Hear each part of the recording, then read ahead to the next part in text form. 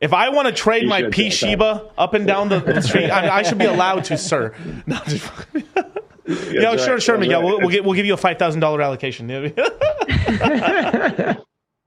Exactly.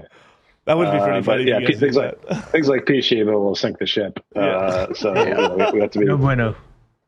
no bueno. It's the same. It's the same reason Riley Reid has a hard time getting a checking account with a reputable Yeah. bank. My man, It's you because- was dropping a lot of porn star names, a lot of like stripper stuff. Man, dude. I've just had a kid a month ago, so it's been a kind of difficult month Well, that deserves a Pepe. I guess. in that department.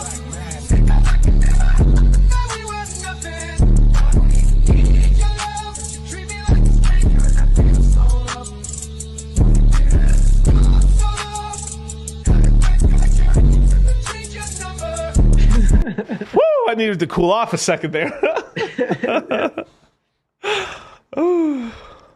Well, congratulations on your child. That's awesome. Yeah, thank you. It has its benefits. My boy Carn's in the chat saying Buck is a seasoned fellow. Seasoned. Oh, So where were you going with that? No, it's pretty hilarious. No, but yeah, just going off of like so on this whole business token sort of thing. We've seen this with Illuvium. Once it launches, it's kind of its ecosystem of gains. There's kind of a revenue share system with the Ethereum they earn that they use to buy the token and then kind of redistribute it back. Everyone has a little bit of a different either they just give you more of the token after they buy off the market, or they pay you in what they earn. But that seems basically the two big models. I mean, we saw the same thing with Lux Rare. We've seen with GMX. We're seeing this with famous fiat, and I think it's a good trend of tokens. We started noticing this maybe with the earliest token I saw this with was probably Illuvium back in like 2021. Starting to see kind of whispers of that, and it seemed like a really interesting model and stuff. And and it's kind of funny because the tokenomics of something like Illuvium was basically created by the founder of Synthetics.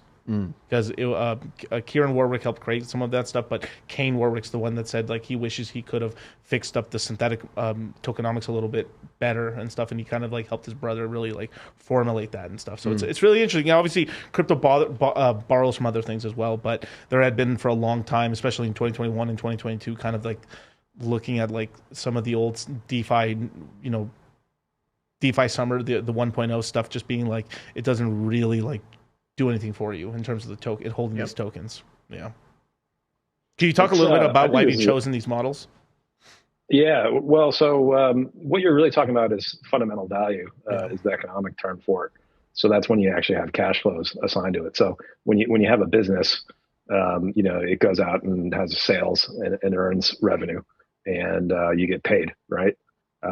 What you have experienced historically in crypto is what's called the greater fool's game. Shout out to Moritz, where basically you're always needing to get somebody else to come buy this thing from you at a higher price than you paid for it. And the only way you can do that is to go out, get loud, and go find more people to basically pay more than you did, right? So there's this constant sort of pump and dump pressure because there's really nothing underpinning the value of these tokens except the size of its community. Right, and the number of people that are out trying to persuade other people to go buy Bitcoin, to go buy whatever. Yeah, networking. That networking effect. Yep. But the problem with that is that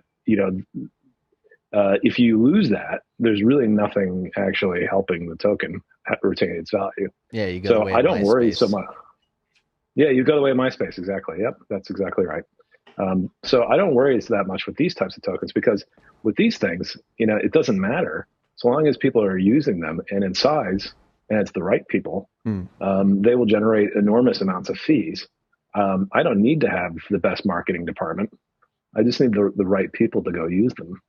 Yep. And GMX has anonymous founders. Aave doesn't have very few people actually understand it, right? Like in the Hexagon community, almost nobody knew what it was until we decided to fork it.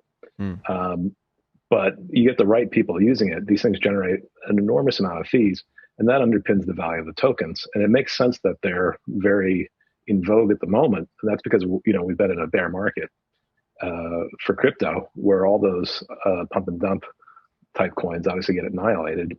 And these things, on the other hand, keep churning out cash flows, which is why GMX is up in the past 12 months when so much of everything else is basically down, right? Because its trading volume grew massively over that period.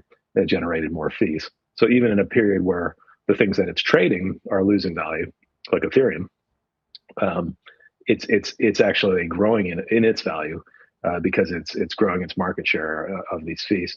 So these things should give you tremendous comfort because the only thing you have to worry about is this where everybody's going to come to do this? Yeah. Right. If it is, they're going to generate lots of fees.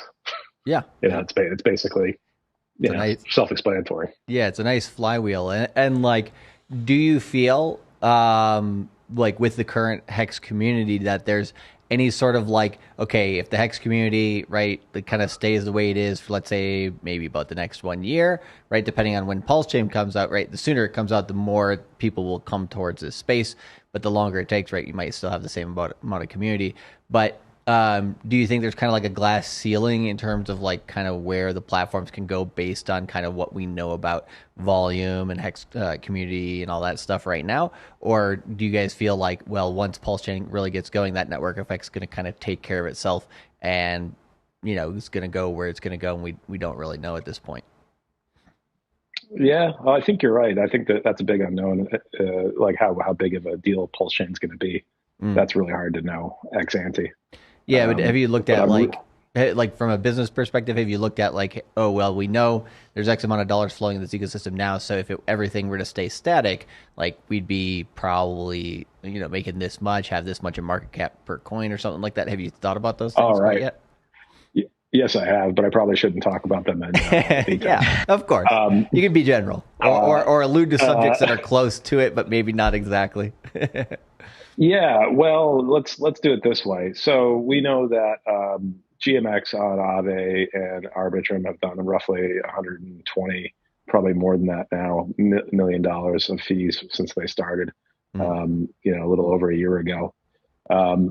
Yeah, do you think Pulse Chain is going to be, you know, in a comparable order of magnitude to AVAX?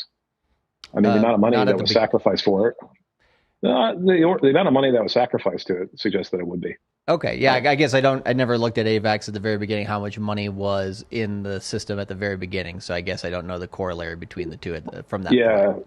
But I wouldn't say that's a good comp though, because you know, AVAX was originally some, you know, professor, you know, nerdy professor, Turkish guy, whereas, you know, you're talking about Pulse Chain, which has got 100,000 people already.